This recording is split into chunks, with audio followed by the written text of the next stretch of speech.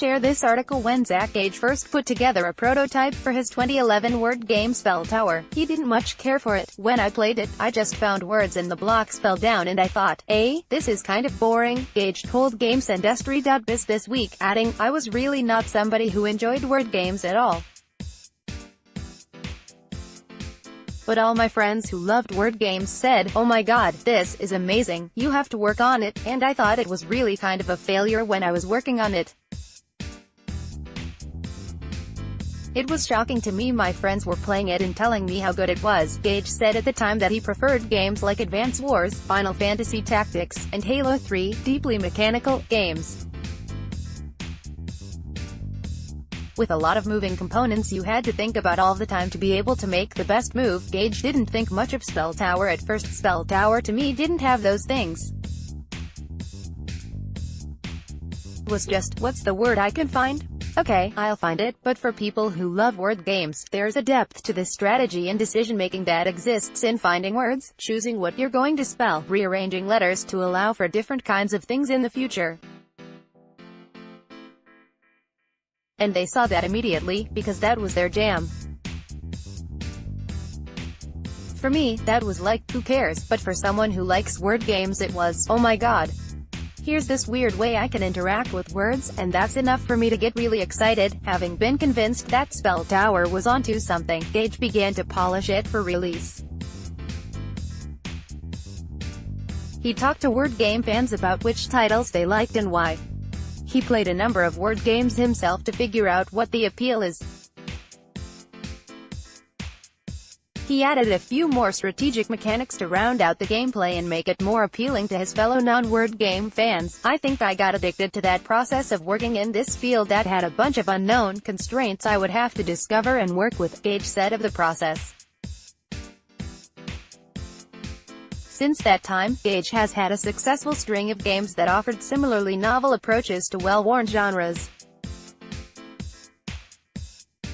He made another word game called Typeshift, created 2 solitaire apps in Sage Solitaire and Flip-Flop Solitaire, and offered a new take on chess with Really Bad Chess, all of which offer immediately clear new approaches to the source material.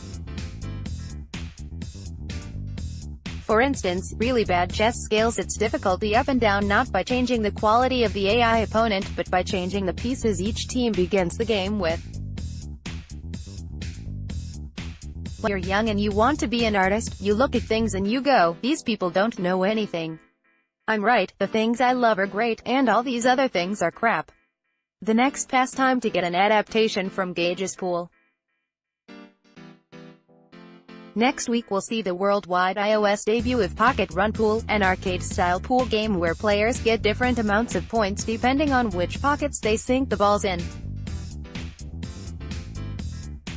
Having gone through this process of updating tried-and-true games a number of times, Gage said he's no longer surprised by how appealing they can be, or how much depth their designs can hide. At this point, I have a respect for these other genres I didn't have initially, Gage said. When you're young and you want to be an artist, you look at things and you go, these people don't know anything. I'm right, the things I love are great, and all these other things are crap. That's kind of a required sentiment to be an artist, because you have to go after something really hard.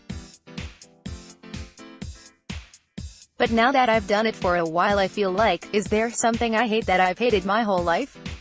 That's so exciting. Now I can learn about it and do this thing, but the thing I really see over and over again that has been extremely helpful to me is that when you work in a lot of these genres, especially the genres related to pre-video game literacies like newspaper games, dice games, or card games, a lot of these genres haven't really made the leap into the digital world at all, at least not in a form that is really legible to people who played the non-digital version. For example, there are plenty of new video game card games, but they're typically something as complex and involved as Hearthstone, which is effectively alien to someone who is used to playing all their card games with a standard deck of cards. Gage said there really aren't many new video game card games that actually still feel like solitaire or poker. Gage's next game is Pocket Run Pool, so one of the things that's been really cool is when you make a game that looks and feels like solitaire, you reach an audience of people who care about solitaire, who mostly play solitaire, who probably have not been exposed to all these innovations that have come through in video games, he said. So you can do simpler things. You can explore more subtle aspects of game design and bring them to these worlds. That speaks to one of the reasons Gage has enjoyed exploring this particular groove of game design. He finds it rewarding to open people's eyes to what video games can be. I don't really care to talk to most of the people who play video games all the time, Gage explained. They already know what video games can be. They already know all these weird, magical things people can do.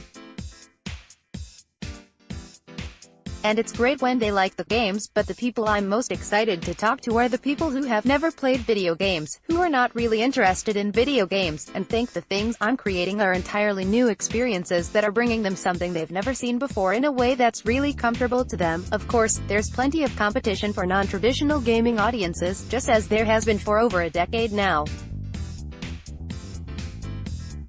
But Gage thinks the competition is taking a decidedly different approach to engaging these people. I want your grandma who plays Gin Rummy to understand there's actually an entire universe of things that are like the thing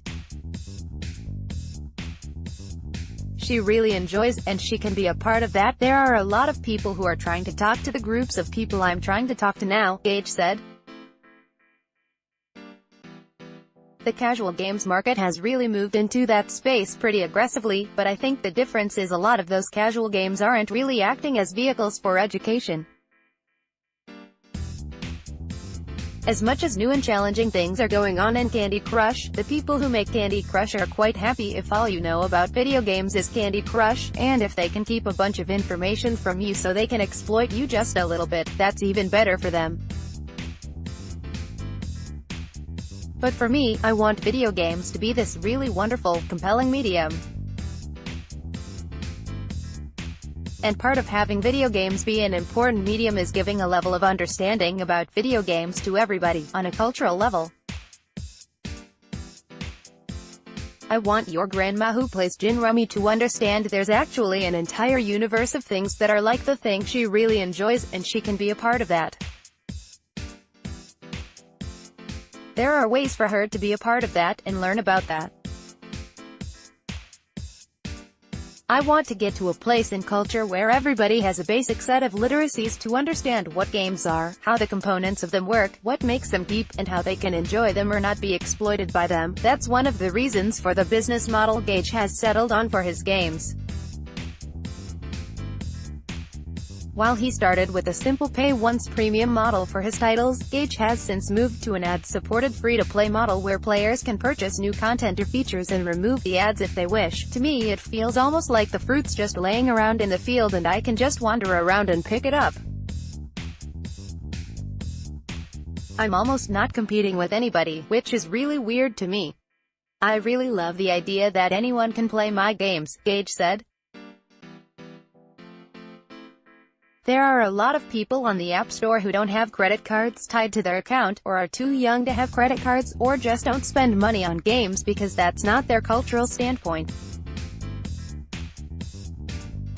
If you're a grandma who's been playing Gin Rummy for free your whole life, maybe going and buying a bunch of digital video games is not the first thing you want to do. But if they're available for free, maybe it's something you might do. The other reason for free-to-play: it undercuts cloners, something that became a concern for Gage after Ridiculous Fishing, the mobile hit he made with Vlambeer and Greg Wohlwend, ran into problems with lookalike apps. Seeing Wohlwend's next game, Threes, cloned into the more commercially successful 2048 further pushed Gage away from using premium models for his games. I've hit a point in my career where anytime I put anything out people clone it right away, and it's a really huge problem, Gage said. I basically cannot make a premium game unless it's got so much content it's difficult to clone. But my games are these small, intricate little systems that are difficult to come up with but easy to replicate. So if I don't make things free, people will just put out a free version of my game and throw ads in it, and that will be the version that takes off. Surprisingly enough, even with the cloners, the Candy Crushes of the world pursuing the same non-traditional gamers, and no shortage of App Store hits when you search for word games, solitaire, chess, or pool. Gage sees himself as harvesting the lowest hanging fruit possible. To me it feels almost like the fruit's just laying around in the field and I can just wander around and pick it up, he said. I'm almost not competing with anybody, which is really weird to me, he added. If I was in a world where there were a lot of people designing entirely new pool variants I would be worried, and I would probably have to do the research. But the reality is very few people are designing new solitaire variants that are not, like, RPGs. Very few people are designing new pool variants, new chess variants.